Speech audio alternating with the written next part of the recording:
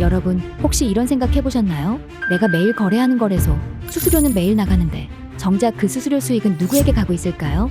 오늘은 기존 거래소 레퍼럴 구조가 어떻게 바뀌고 있는지, 그리고 앞으로 수수료를 어떻게 돌려받아야 하는지 아주 중요한 이야기를 해보려고 합니다.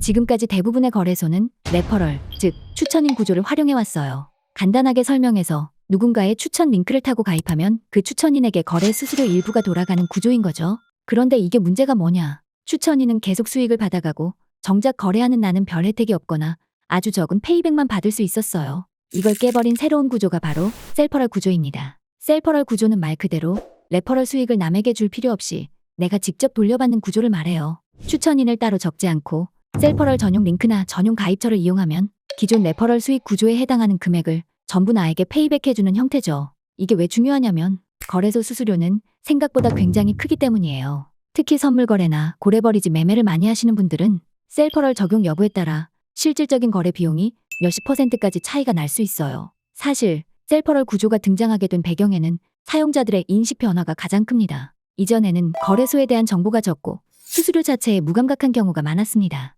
하지만 이제는 개인 투자자들도 수수료 구조나 거래 효율성에 민감하게 반응하고 있기 때문에 거래소 입장에서도 셀퍼럴 구조를 제공하지 않으면 경쟁력이 급격히 떨어지게 된 것이죠. 특히 유튜브, 블로그, SNS 등을 통해 이런 정보들이 빠르게 확산되면서 셀퍼럴 구조가 시장의 기본 옵션처럼 자리 잡게 된 상황입니다. 이러한 변화는 거래소 간 경쟁을 촉진시키고 사용자 입장에서는 수수료 부담을 최소화할 수 있는 좋은 기회가 되고 있습니다. 셀퍼럴 구조를 모르고 거래했던 실제 사례도 많습니다. 예를 들어 하루 거래 금액이 1억 원 이상인 단타 트레이더가 셀퍼럴 적용 없이 거래할 경우 월 수수료 부담만 해도 수백만 원을 그냥 날릴 수 있습니다. 이런 이유 때문에 지금은 거래소 이용 전에 반드시 셀퍼럴 혜택 여부와 요율 확인은 필수라고 할 수 있습니다. 단순히 소액 투자자라 하더라도 장기적으로 거래가 누적되면 그 차이는 엄청난 금액 차이를 만들게 됩니다. 여기서 정말 중요한 개념이 하나 있습니다. 바로 셀퍼럴 요율이에요. 현재 거래소들은 셀퍼럴 구조를 제공하면서 요율에 차등을 두고 있어요. 결국 이 요율을 꼼꼼하게 확인해서 선택해야 하는 것이죠. 지금도 내가 거래하는 수수료의 일부가 남 좋은 일 시키고 있을 수도 있거든요. 특히 페이백 구조가 없는 거래소에서 거래하는 건 이제 시장 흐름상 손해 그 자체라고 할 수 있습니다. 85% 셀퍼럴 요율을 제공받는다면 같은 거래를 하더라도 타인 추천 링크를 사용하는 것보다 몇 배나 큰 차이가 발생할 수 있어요.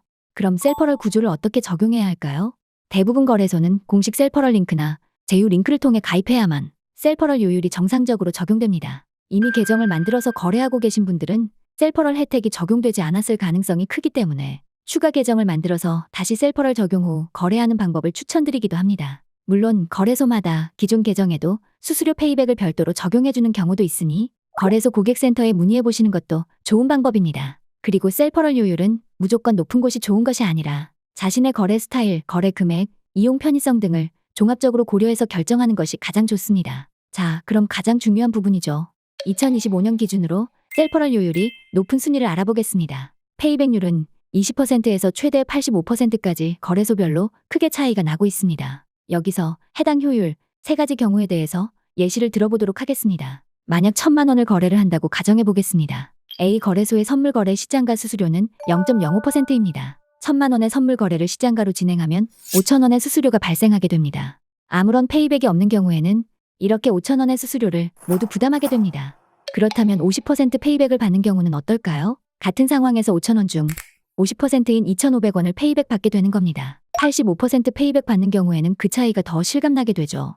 5,000원 중 무려 4,250원을 페이백 받게 되는 겁니다. 이 거래가 하루, 이틀, 한 달이 쌓이게 되면 결코 무시할 수 없는 숫자인 것이죠. 요율은 상황에 따라 조금씩 변동이 있을 수 있고 이런 셀퍼럴 혜택은 거래소 마케팅 정책에 따라 바뀔 수 있으니 꼭 최신 정보 확인하셔야 합니다.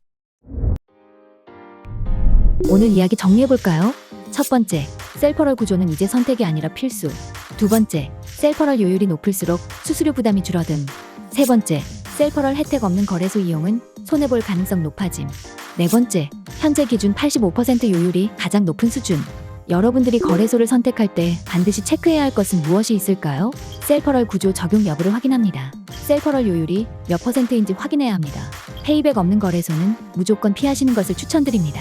지금 내가 쓰고 있는 거래소가 과연 효율적인 선택인지 한번 점검해보는 것도 좋겠죠? 앞으로도 이런 알짜 정보들과 시장 흐름 꿀팁들 계속 전달드릴 예정이니까 구독과 좋아요 한 번씩 부탁드려요. 시청해주셔서 감사합니다.